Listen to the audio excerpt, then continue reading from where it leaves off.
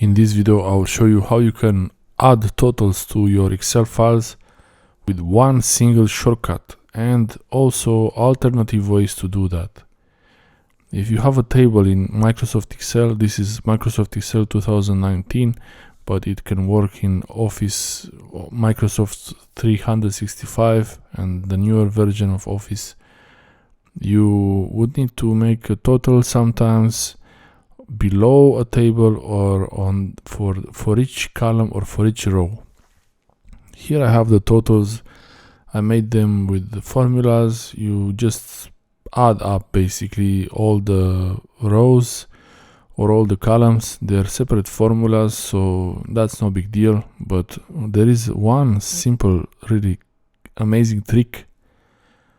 You select your table, including the areas where you want the total, and what you do afterwards, it's really interesting. All you have to do is press Alt and equals.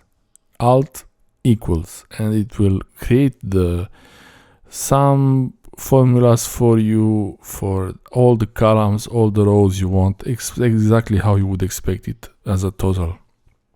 It's really that easy.